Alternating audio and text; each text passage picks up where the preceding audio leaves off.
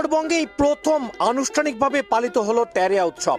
বসন্তে রক্তিম আভায় যখন প্রকৃতি সেজে উঠেছে মান্ডালার শিমুল ফুলের রঙে, ঠিক সেই শুভক্ষণে উত্তরবঙ্গের বুকে এক অনন্য ইতিহাস রচনা করল ধূপগুড়ির কালীঘাট। ধূপগুড়ির কালীঘাটের দেবীডাঙ্গা এলাকায় সাড়ম্বরে অনুষ্ঠিত হলো ঐতিহ্যবাহী তেরেয়া উৎসব ও রাখাল সেবা। বৃহস্পতিবার সকালে বৃক্ষরোপণের মধ্য দিয়ে অনুষ্ঠানের শুভ সূচনা হয়। এরপর গ্রামের মেয়ে মহিলারা একত্রিত হয়ে একটি বর্ণাঢ্য শোভাযাত্রা বের করেন, যা সমগ্র গ্রাম পরিক্রমা করে। শোভাযাত্রা পৌঁছায় গিলান্ডি নদীর তীরে, যেখানে জলবরণ করা হয় এবং গরুকে স্নান করিয়ে মহাভারতে বর্ণিত প্রাচীন প্রথার স্মরণে আচার পালন করা হয়। পরবর্তীতে 3 রাস্তার মোড়ে গ্রামের মা মহিলারা একত্রিত হয়ে তেরেয়া ফেলেন। শীতকে বিদায় জানিয়ে বসন্তকে বরণ করার এক প্রাচীন রীতি।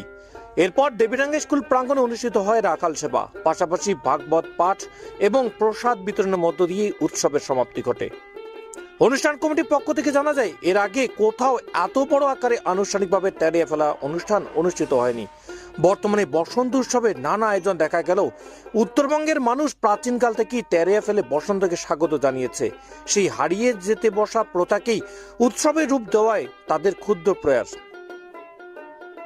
এত বৃহত্তর পরিসরে তেরেয়া উৎসব হচ্ছে, কেমন লাগছে আপনার?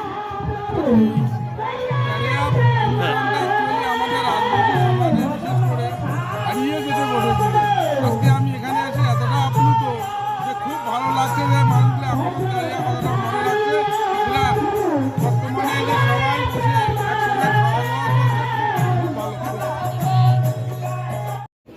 আজকের থেকে মানে ঠান্ডা চলে যাচ্ছে, সেই কারণেই আজকের থেকে মানে গরুকে স্নান করানো, বাড়ির যত গৃহপালিত পশু রয়েছে সেইদেরকে স্নান করানো, এবং সেই সঙ্গে এই যে আজকে যে শীতকে বিদায় দেওয়ার একটা রীতি রয়েছে এই রাজবংশী সমাজের মধ্যে, একটা সামগ্রিক রূপ দেওয়া।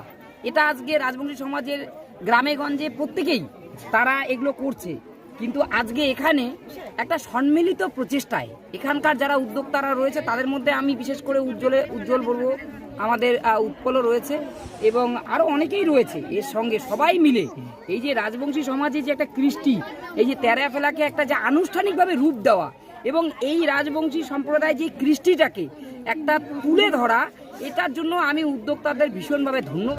মূলত কি কি বিষয়কে কেন্দ্র করে এই উৎসবটা হয়? দেখুন, আমরা সেই আমল থেকে দেখে আসছি, একদম ঐতিহাসিকভাবে পালন করা হয় আজকের এই দিনেই 13ই ফাল্গুন তেরেয়া উৎসব। আর যেখানে বাচ্চারা একটা কলার ঢোনাতে করে গোবর, ফুল জল, মান্ডাল ফুল এবং আরও একাধিক কিছু দিয়ে সেটাকে একটা বেশ সুন্দর একটা দৃশ্য তৈরি করে সেটা 3 রাস্তার যে মোড় রয়েছে সেখানে আমরা রাখি এবং প্রণাম দিয়ে স্নান করে উল্টো মুখ হয়ে ফিরে আসি। অর্থাৎ আমরা শীতকে বিদায় জানিয়ে বসন্তকে আমন্ত্রণ করি, ঠিক এই পুজোর মধ্যে, উৎসবের মধ্যে দিয়ে। ঠিক আছে। আমাদের রাজবংশী যে আছে, রাজবংশীর একটা হারিয়ে যাওয়া ঐতিহ্য, একটা সংস্কৃতি, এটা হচ্ছে আমাদের রাজবংশী ভাই বোনেরা এখানে আসে এবং জিনিসটা যাতে পরবর্তীতে আরও হয়, ভালো লাগছে এবং এই জায়গায় খাওয়া দাওয়ার সমস্ত রকম ব্যবস্থা, সব ব্যবস্থা করা হয়েছে। কমিটির তরফ থেকে আয়োজনের কোনো রকম শান্তি নেই। প্রথম সর্ববৃহৎভাবে একটা বর্ণাঢ্য শোভাযাত্রা এবং অনুষ্ঠানের মধ্য দিয়ে সেই তেরেয়া ফেলা প্রথায় উৎসবে পরিণত উৎসব করা হল। উৎসব আজ দেবীডাঙ্গা স্কুল মাঠ থেকে বাইর হইয়া আমরা আসিনি গিলান্ডি নদীর এই যে জলবরণ করা হল। জলবরণ করির পর সকলে মিলে একটা গ্রামবাসীগুলো সকলে আছে 3 মাথার মোড়ত যাইয়া আমরা তেরেয়া ফেলেয়া এই যে আমাদের প্রাচীন প্রথা, সেই প্রাচীন প্রথা পালন করব।